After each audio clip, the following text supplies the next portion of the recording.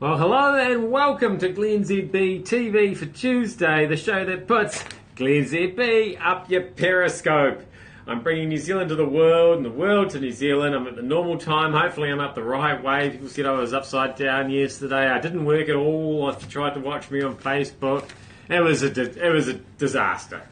It was a disaster. It was all because the motorway was closed. But it's a long story. It's a boring story, so I won't tell it to you. What I will tell you, though, morning Australia, nice to see you. What I will tell you is the silver steel orb that hangs in Wellington's Civic Square is not coming back. You know the one. That one. Right there.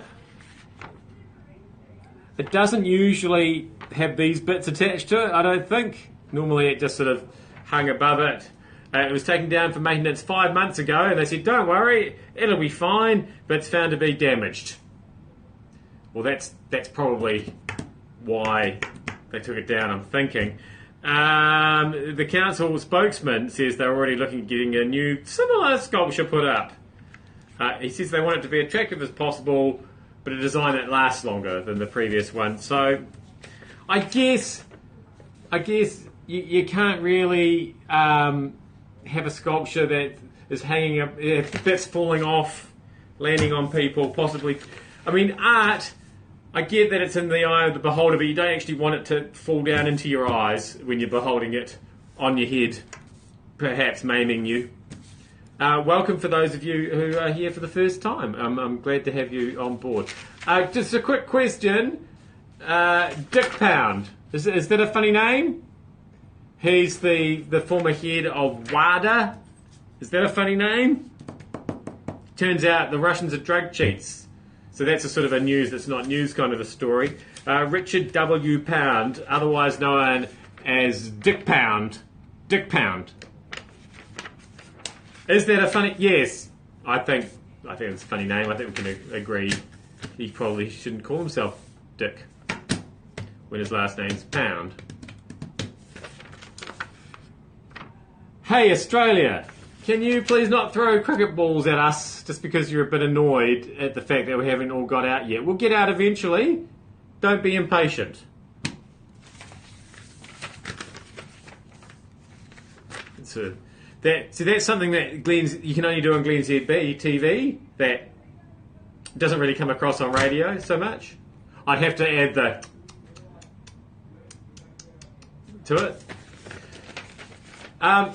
And I just want to finish up here with auctioning off the wrong watch, paying too much. A Rolex worn by Roger Moore in the James Bond film Live and Let Die. Are you a Roger Moore kind of a person? I quite liked him. In fact, I actually think I prefer Roger Moore to Sean Connery. He didn't go there, did he? Just thought he was a bit more suave. Anyway, I didn't like Timothy Dalton, did like Pierce Brosnan. Anyway, still haven't really made my mind up about Daniel Craig. Anyway, a Rolex, it's sold at auction in Geneva for 365,000 Swiss francs.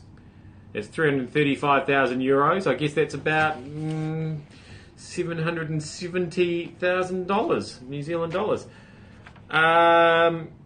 It was made in 1972.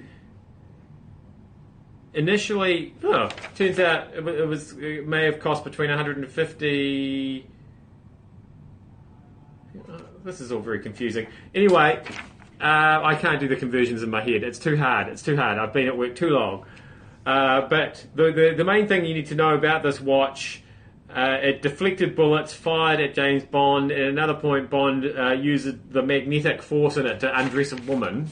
Now that's quite a good function, I suppose, but it's no Samsung Galaxy S2, Samsung Gear S2, is it?